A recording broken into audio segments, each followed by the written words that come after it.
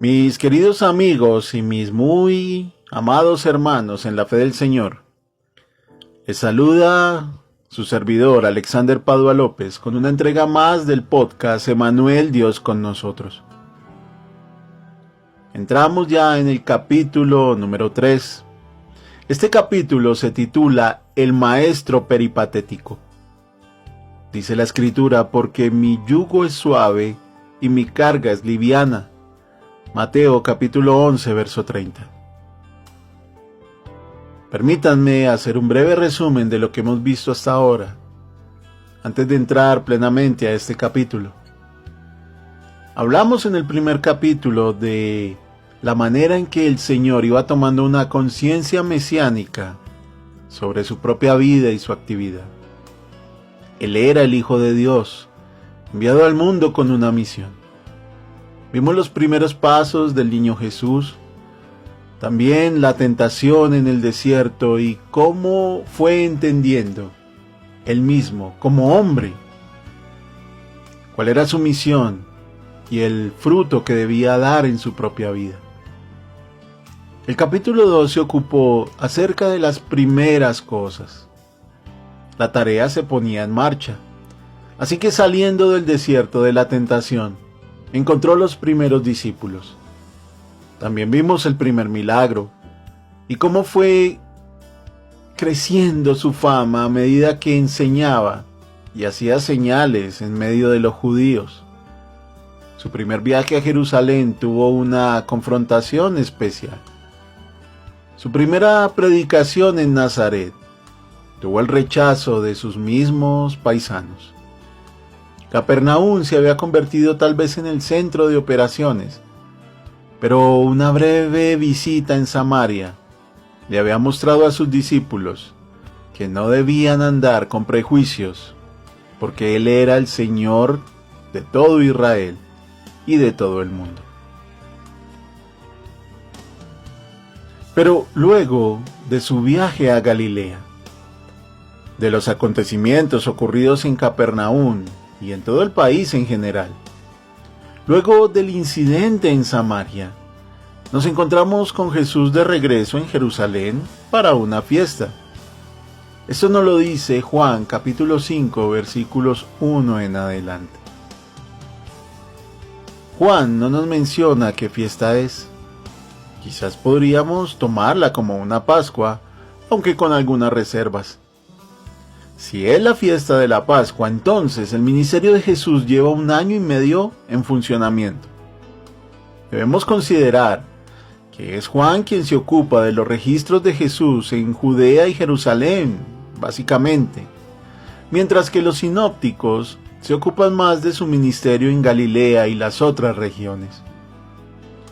Pero Jesús ahora ya no es un maestro oculto en las sombras, salido de Nazaret, como lo fuera en su primera aparición allí, en el templo.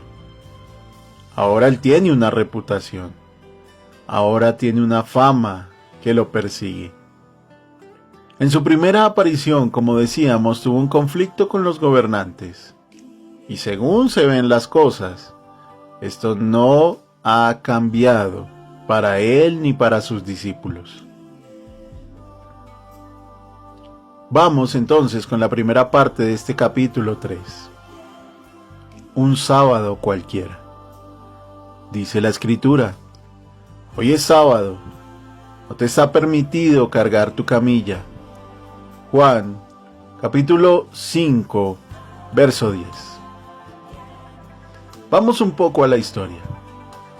Recordemos que para la época del Señor, los fariseos no se encargaban únicamente de guardar literalmente las ordenanzas de Moisés, sino que además habían añadido a dichas ordenanzas muchos apéndices.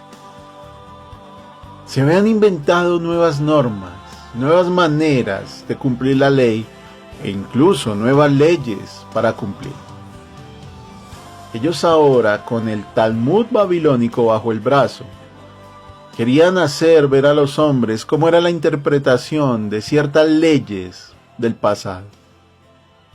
Esa tradición de los ancianos de la que tanto el Señor los acusó durante su ministerio. Lavarse muchas veces las manos antes de comer. Amarrarse cintos el día de reposo para caminar cierta distancia desde su casa y así no violarlo. Incluso había algunos fariseos que se tapaban los ojos para caminar por las calles con tal de no ver a una mujer virgen. Cosas como esas fueron reprendidas por el Señor en su momento. Y todas estas nuevas normas y todas estas apéndices que tenía la ley de Moisés recayeron también sobre el día de reposo. Ellos habían convertido el día de reposo en una carga. Incluso una parte importante de los fariseos se ocuparon de velar que todas las ordenanzas se cumplieran al pie de la letra. El judío promedio apenas si podía hacer cualquier cosa sin violar alguna de estas reglas estúpidas inventadas por los fariseos.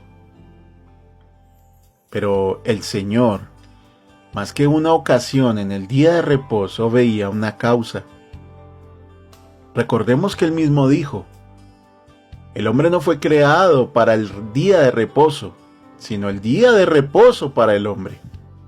Ya en Galilea lo habían acusado de comer con pecadores. Lo habían acusado de no ayunar, de ser blasfemo al perdonar pecados e incluso de aliarse con Belcebú para expulsar demonios. Pero ahora, en el estanque de Betesda, vio una oportunidad. Y aunque su fama no era conocida en este lugar, pues ni siquiera pudieron reconocer quién era él, aún así el Señor tomó la iniciativa, aunque era sábado. Se encontró con un paralítico allí tirado en el estanque y lo sanó de forma milagrosa. Así que el paralítico tomó su camilla y se fue. En el camino, los infantables fariseos lo esperaron, a los cuales el acontecimiento de su milagrosa curación, sopesada con el hecho de que cargaba su cama, poco les importó. Ante las preguntas inquisidoras de los fariseos, el exparalítico descargó toda la culpa en Jesús, a quien acusó de su falta de piedad en el día de reposo.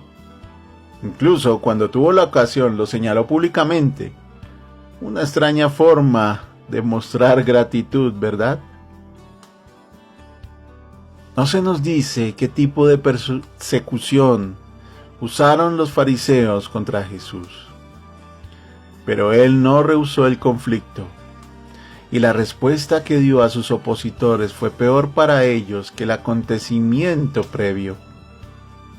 Pues en medio del relato Juan nos dice que Jesús se hizo igual al Padre y lo defendió con argumentos bastante sólidos. Juan capítulo 5 versículos 19 al 47. No negó que él y el Padre son iguales en sustancia y propósito. Difícil planteamiento para unos hombres tan religiosos y estrictos en el cumplimiento de la ley. Ahora, la cuña les había entrado profundamente y no tenían una defensa apropiada. Por una parte, las palabras eternas del Señor los contrariaban. Y por otro lado, el hombre sanado era un argumento muy fuerte para debatir. Y permítanme preguntarles en esta noche, mis queridos amigos y hermanos, ¿ven ustedes una causa o una ocasión en el reposo? Es fácil poner cargas a los hombres y decir cumple aquello y haz lo otro. Pero recordemos que vivimos en medio de necesidades y de personas que sufren y que se duelen por muchas cosas. Podemos tomar dos actitudes aquí. O bien nos comportamos como los fariseos, tratando de imponer cargas a los hombres, sin entender de ninguna manera sus sufrimientos y sin que nos importen sus dolores. o podemos comportarnos como el Señor y extender la ayuda más allá de nuestras convicciones religiosas. No estoy hablando de pasar por encima de los mandamientos, ni mucho menos. Pero hay muchas cosas que nuestra religión tiene que deberíamos cuestionarnos ante el sufrimiento y el dolor de aquellos que necesitan más una palabra de ánimo, una palabra amorosa y de sanidad que un reclamo. Solo piénsenlo. Con estas palabras los dejo por hoy. Les agradezco nuevamente los mensajes de apoyo que me han llegado y las bendiciones que han extendido a mi vida. Recuerden siempre dar gloria a Dios por todo esto. Y también sepan que todo este material es de uso libre. Si bien usted lo quiere utilizar, así lo puede hacer. Hasta una próxima oportunidad. Que Dios los bendiga.